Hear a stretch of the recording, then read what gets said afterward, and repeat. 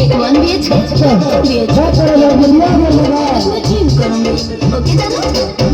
हम भागल ना हई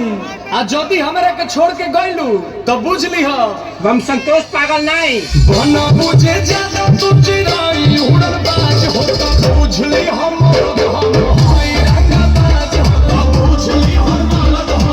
हई रंगबाज हो। तू जानत हुआ कि हम ग्रेड ए पढ़ नहीं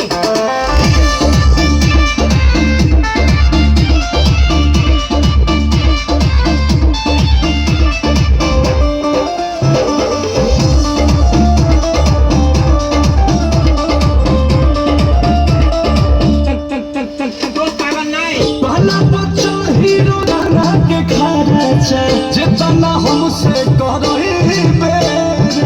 तोरा से बेसी हम ले ले बनी से पीछा छोड़ा नहीं पड़ी बेर। अच्छा के प्यार में है साबना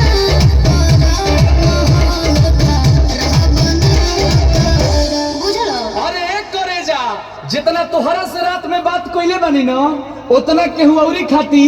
जागल ना है लेकिन जदि तू हमार दिल तुरलू तो बुझ ली हो हम संतोष पागल नहीं बना बुझे ज्यादा तू चिराई उड़न बाज हो तो बुझ ली हम हई रंगबाज हो बुझ ली हम हई रंगबाज हो मालूम नहीं कौन विषय में हई रंगबाज हो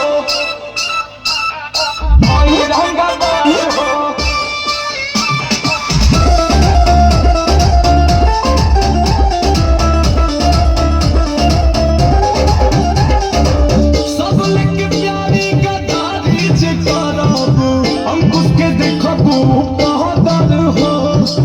मन